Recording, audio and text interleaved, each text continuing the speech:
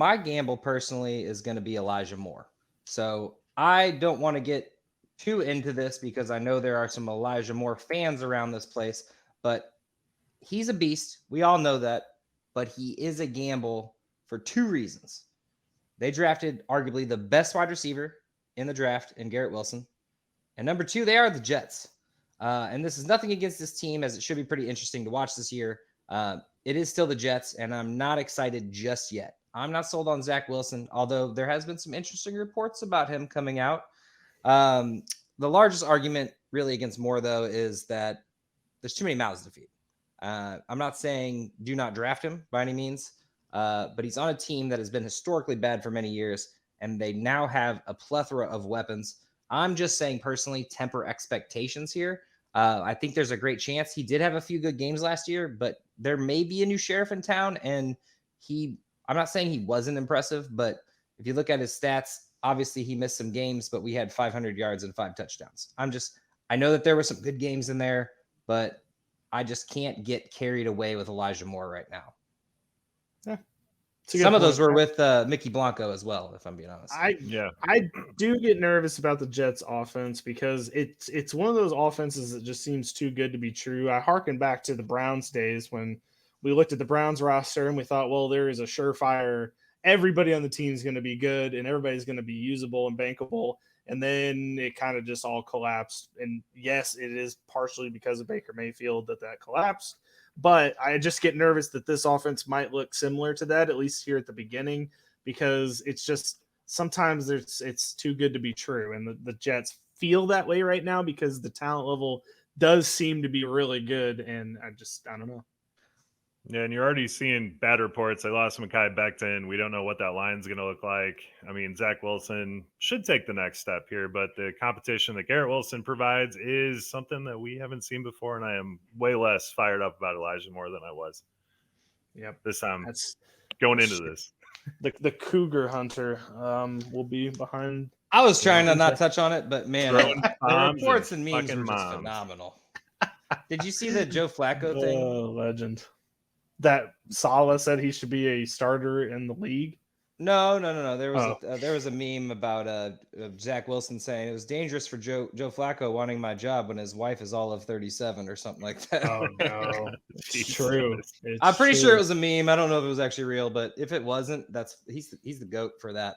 He's like the frat boy version of Gardner Minshew.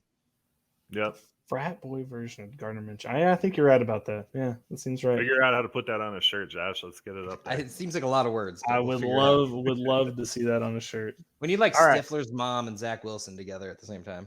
That'd be dope. That's a good point. I think I think that would be perfect.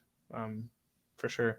Okay, well, my gamble is Amari Cooper, and honestly, it's kind of in my opinion obvious why he is such a gamble. He's going as like wide receiver, I think 34 right now, an underdog, and he's playing with Jacoby Brissett for an entire year. It's looking like he's going to play with Jacoby Brissett for an entire year.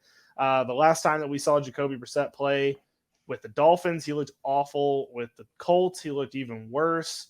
And then when he was with the Patriots, I guess he was okay. But I've never seen Jacoby Brissett be good at quarterback, and I just have a hard time believing that Amari Cooper, as the literal only wide receiver target out there, is going to elevate this offense and make his value worth what you're going to want on the team. Now, he does have a chance to hit completely, but I just, in my opinion, it's a total gamble having him on your team. Fun fact. Oh, sorry, my bad, Joe. Go ahead. No, man, you got a fun fact. I want to hear it. I like fun facts. So we're just going to quickly remind everyone who is also on the team at quarterback. Josh Rosen, on being drafted 10th, there were 9 mistakes ahead of me. So maybe this is the time he shows that those 9 mistakes are still mistakes. But Josh Allen's still ahead of him, so I don't think that one's going to be. That's going to be a tough one. That's going to be a tough one to call. Tough one to make a mistake. Yeah, Amari Cooper, if you're drafting right now, you almost have to just completely take him off your draft list on there. I mean, he's an absolute gamble in the fact that if you do draft him and somehow Watson ends up playing, I love that connection together. And if you're in Dynasty, it's a great buy low opportunity going into next year for when Watson will be back, because if he plays with Amari Cooper could easily have his best season yet, and that would be really cool to see. But we're probably not going to see that as of right now, so I wouldn't even be touching him. I personally don't think the gamble's that. I mean, it is a gamble. Don't get me wrong. I'm saying He's going where at 67 overall right now. where he's being drafted, and most likely, if nothing's resolved by then, he's going to be that guy who slips past Jerry Jeudy, Darnell Mooney, Bateman. I wouldn't draft him before any of those players. But like, if you start getting into the later, like 7th, 8th round, like, I'd think about it. Although there's still some pretty good steals there, so never mind. Think, no, I wouldn't. It would have to be the 9th or the 10th round for me. It's a complete gamble. I mean, I know he has the wide receiver 1 on that team, and the old somebody's got to catch balls thing. But it's just, I found sleepers. I wouldn't draft him. It's over. It's just I'm tough letting for me. someone else take Amari Cooper. Completely. Exactly. It's not going to be my headache this year, and that it's just unfortunate because with Watson, I think we would have had a potential. We could have had him on the solid category maybe, but in my opinion, it's just a gamble with Brissett. Well, even healthy Amari Cooper with a good quarterback is still inconsistent. So, yeah, no, not taking him with Jacoby Brissett or Josh Rosen. No, absolutely. So, All right, Joe, what you got, man? Let me see here. I got Brandon Ayuk from the 49ers. I think you're all familiar with him. He is currently going as wide receiver 39 and overall 96. Now, what do we make of Brandon Ayuk? He looked to be the number 2 rookie 2 years ago, and then he goes in the doghouse. Then he gets out of the doghouse and finishes strong. Then gets back in the doghouse for punching Fred Warner. Then is the darling of camp and apparently has amazing rapport with Trey Lance. So I don't know what you make with this guy right now. The 49ers offense under Trey Lance should allow for a lot more deep passing, which he did really well at Arizona State. 2 of his biggest yardage games last year came with Trey Lance under center. So he was 15th in expected points among wide receivers last year. So he could absolutely explode this year, or he could end up back into the doghouse. Where he's going right now, it's a hell of a gamble to make. I'm definitely making that gamble currently because of the fact that he could absolutely explode. Having Debo back on the team, he wasn't going to be on the team. Now he's back on the team. Definitely takes a little bit away from him, but I think Ayuk and Lance could make a hell of a combo this year. So I'm a huge fan of Brandon Ayuk right now.